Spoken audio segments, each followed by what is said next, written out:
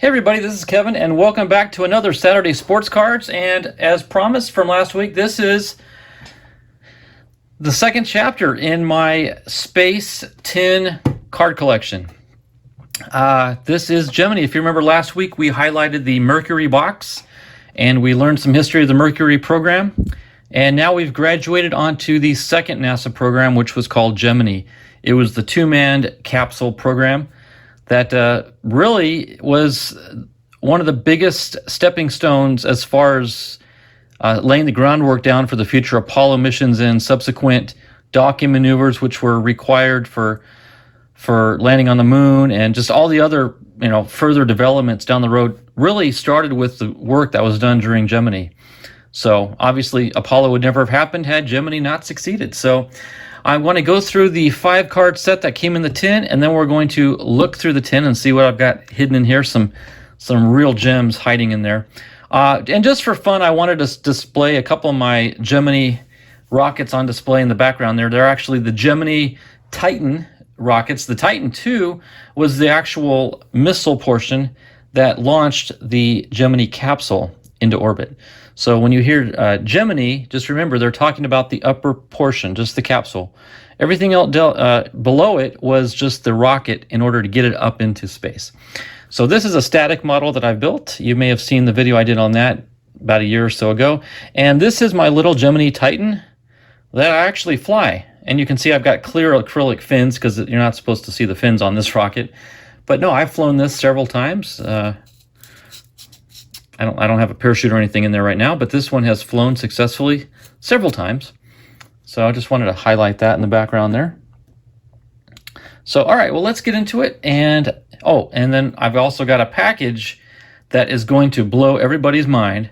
I have not seen it in person, but I cannot wait to open it, and it has something to do with a lot of what we're talking about here. So let's go ahead and get right into the Gemini Titan program cards. Here's card number 1.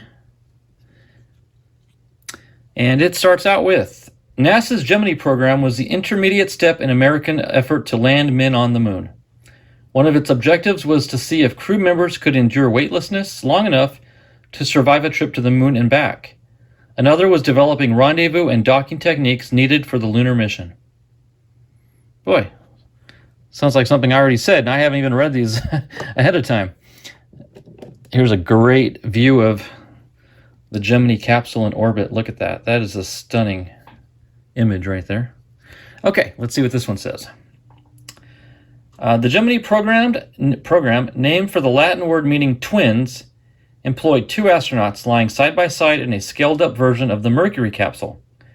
Weighing 8,000 pounds, the Gemini capsule was 19 feet long and 10 feet wide at its base.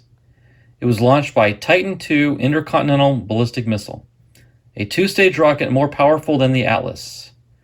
So this one weighed 8,000 pounds. If you remember, the Mercury was 3,000, so it more than doubled, almost tripled the weight, and more than doubled the length as well.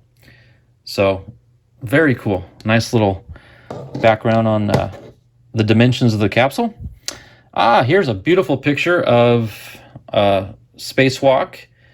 Possibly Ed White as the first American to actually exit the capsule and walk in space. So let's see what this one has to say. Yeah, there it is, Edward White.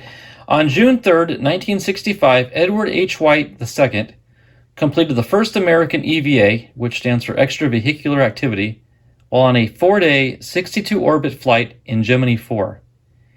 Encased in a 31-pound spacesuit designed for EVA, White moved about in space for 20 minutes while tied to the spacecraft by a 25-foot tether. Wow, can you imagine? I mean, just... wow. I mean, you're just floating out there looking down at the Earth below you. That is just... I don't think there's any true words to describe it. There's a beautiful picture of the rocket. Here, I'll hold it up next to the one I built. Not bad if I don't say so myself. There's a scale, more the right size. That's interesting. All right, let's see what this one says. In December of 1965, Gemini 7 orbited the Earth for 330 hours and 35 minutes, setting a new endurance record for space travel and proving astronauts could physically handle a round trip to the moon. On its 206 orbits, Gemini 7 flew approximately 20 times the distance from the Earth to the moon. Wow. See what I'm saying? They did a lot of testing in Gemini that was required to get done if they were going to make it to the moon and back on Apollo. So Gemini was very, very crucial to the landing on the moon efforts. There's another spacewalk. Not sure if that's Ed White again. We'll see. May not even talk about it. Of the 10 manned Gemini flights between 1965 and 1966, 7 practiced rendezvous and docking techniques. Docking was first achieved by Gemini 8 on March 16, 1966, when it hooked up with the previously launched Agena target rocket. By the end of Project Gemini, astronauts had a total of nearly 2,000 man-hours in space. That is awesome. So, good old Gemini. Again, could not have made it to the moon without it. I really do appreciate America's space program's approach to landing a man on the moon. Each subsequent step, it started with Mercury to prove we could fly, then double it to Gemini to prove all these techniques, and then Apollo, making it to the moon. How cool is that? So here's Gemini, some of its mission patches there.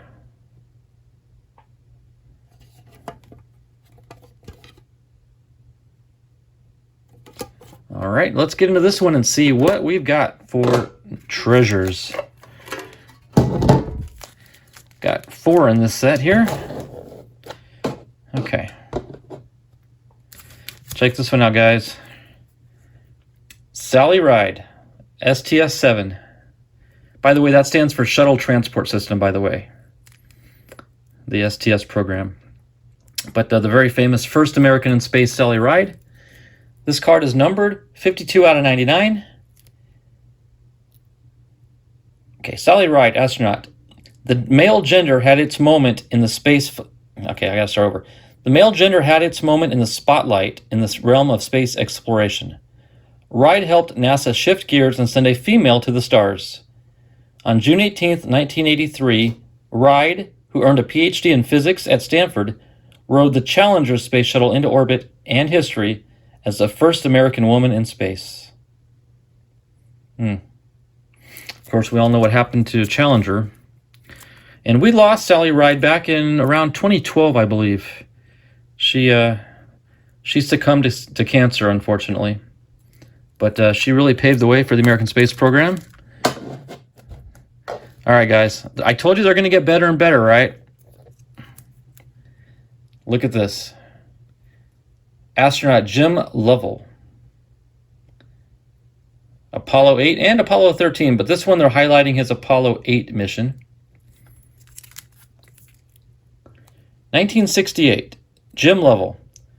Those familiar with the film Apollo 13 know Lovell, played by Tom Hanks, as the calm, cool, and collected commander of that 1970 lunar mission, which returned safely to the Earth having suffered a critical equipment failure. He was also the command module pilot of Apollo 8 in 1968, the first to orbit the moon.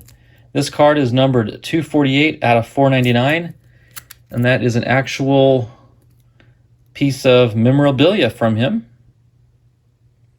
Very cool. One of my prized possessions right there. Now, it's interesting how Panini says at the bottom, the enclosed material is guaranteed by Panini America. But they don't say guaranteed to what? Like, is it guaranteed just owned by him, worn by him, flown in space by him? Or was it owned by his next door neighbor? I mean, there's no description as to what the guarantee is, but it's guaranteed. But no, that is really cool, really special to have that one in my collection. All right, guys, check this one out. Another Bob Crippen card, but now we've got his autograph. Remember, he was STS-1, the very first shuttle flight. Robert Crippen, we've got a relic and an autograph. How cool is that? Okay, numbered 30 out of 99. And let's see if this is any different, the wording. The American Space Shuttle program has Crippen's prints all over it, as the former Navy pilot was one of the first to sit in a shuttle cockpit. Yeah, this is the same reading as the other card I had. last week. In 1981, he was assigned with the task of piloting the Columbia on its first orbital test flights. He conducted the 54-hour, 20-minute journey flawlessly. So this is pretty much a duplicate from last week's card, except this one has his autograph, which that is like so cool. You know, an autograph by an actual astronaut. So there you have it, Bob Crippen. And check this one out. Now this one, at first you're not gonna quite know much about him, but you're gonna understand a lot more here in a minute. Jack Loosma, and you may be saying, who's that? Well, obviously an astronaut of sorts, but he did something that you probably are aware of. Relic and his autograph. Yep, listen to this.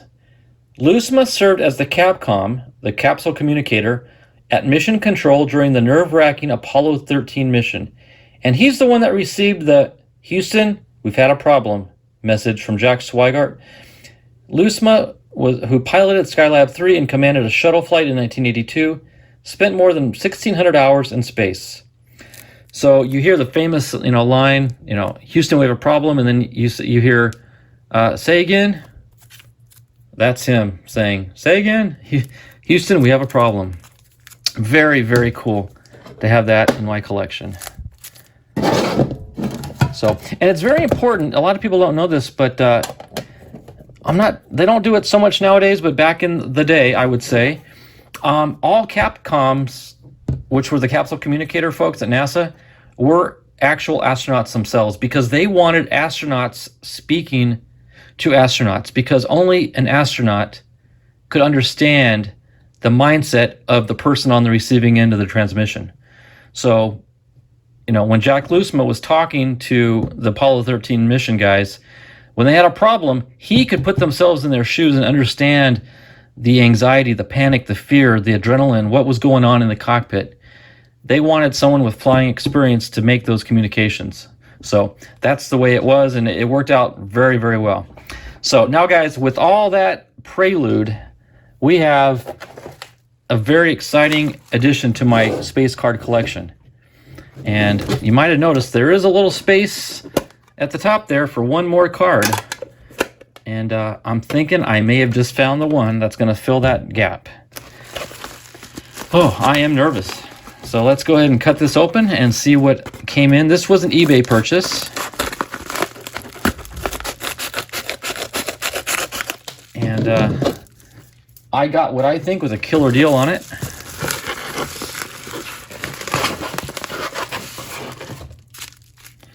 Okay. It's very well wrapped, as it should be, and you'll see why.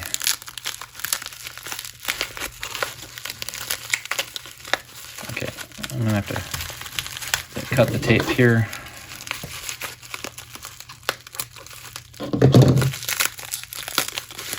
There we go.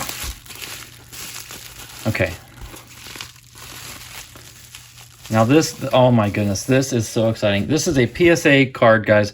I mean, it's a graded card. It went through PSA's grading program, but it's a photograph. It's an actual photograph that they had to authenticate because it does have an autograph on it. It has an auto. It was authenticated by PSA as being a legit autograph. So you know what I want to do? I want to do a slow reveal. I don't even know how I'm going to do it because it's going to say the name on the top anyway. So I'm just going to go for it, guys. Nothing special as far as the reveal. We're just going to go for it. But this very well may become the prize of my collection right here. 3, 2, 1, blast off.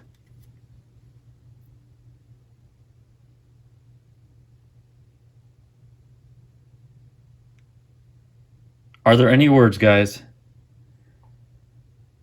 On card or on photo autograph of Eugene Kranz.